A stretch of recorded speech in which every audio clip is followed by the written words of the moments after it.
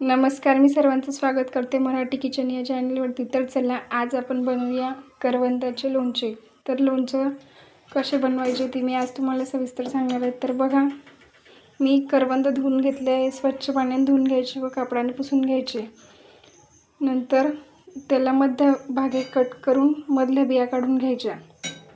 बघा, ह्या पद्धतीने अशा बिया काढून घ्यायच्या मधल्या, जेणेकरून ते खाण्यास कचर लागत नाही. मी ते सर्व असं बिया कट करून घेते. बघा,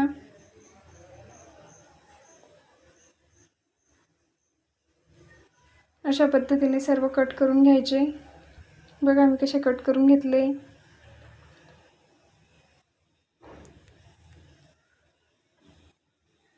खायला खूप छान लागते लोणचं, आंबट चविष्ट राहते.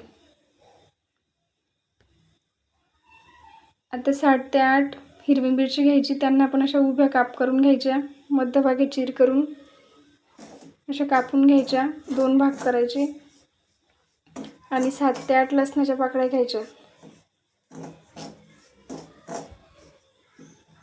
हे बघा, अशा पद्धतीने मस्त चिरून घ्यायची बारीक मिरची आणि थोड्या लसणाच्या पाकळ्या घ्यायच्या त्यासोबत. आता कढई गरम करायला ठेवूया. कढईत मी एक छोटी वाटी एवढी मोहरी टाकते. त्याला थोडंसं हलवून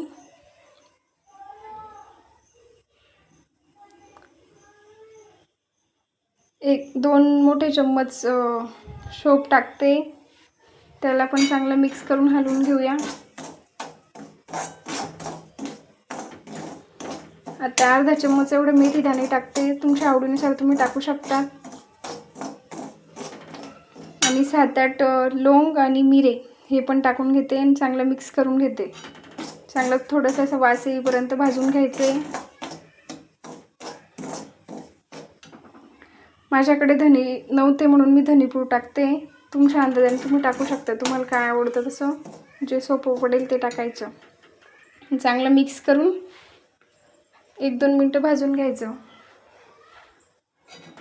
आता ते थोडं थंड होईपर्यंत भाजून घ्यायचं. नंतर एक मिक्सरचं भांडं घ्यायचं. त्यात पूर्ण टाकायचं. बारीक मिक्सरला वाटून घ्यायचं.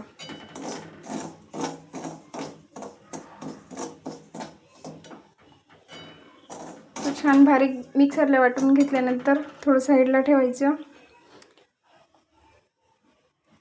आता कढई ठेवूया. त्याच्यात 4-5 पळी तेल टाकूया. 4-5 पळी तेल टाकल्यानंतर त्याला चांगलं तपू देऊ. ते तापल्यानंतर तोपर्यंत आपण एक परात घेऊ आणि त्यात जे आपण करवंद चिरून टाकली ते टाकून देऊ. त्याच्यात 2-3 लवंग आणि मिरे गरम तेलात सोडून द्यायचे. ते चांगलं कडकड झाले की लगेच हिरवी मिरची जे आपण काप केलेलं ते लसूण ते त्यात टाकून द्यायचं. मस्त असं तळल्या गेली पाहिजे. गॅस बंद करून द्यायचा, नाहीतर जळून जाईल, लक्षात ठेवायचं. आता जे मसाले मिक्सरमध्ये काढलेले ते आपण याच्यात करवंदांमध्ये मिक्स करून देऊ व थोडं हलवून घेऊ. त्यात आपल्या चवीनुसार मीठ टाकायचं. 3 चम्मच एवढं मी तिखट टाकते. 1 मोठा चम्मच हळद टाकायची.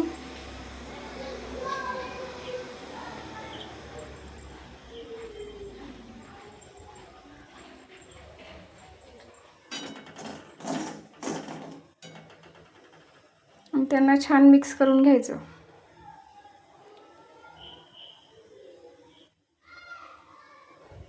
तोपर्यंत तेलही थोडं थंड झालं असेल, बघून घ्यायचं.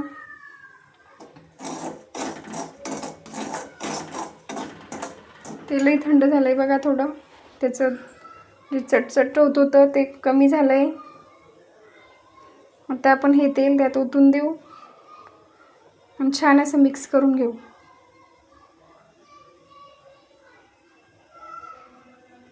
छान असं मिक्स करून बघा किती छान वास येतोय की. झालं आपलं रेडी करवंदाचं लोणचं. ज्यांना आवडलं असेल तर प्लीज शेअर करा, लाईक करा आणि सबस्क्राईब करा. अशाच नवीन नवीन रेसिपी बघण्यासाठी मला फॉलो करा. थँक्यू.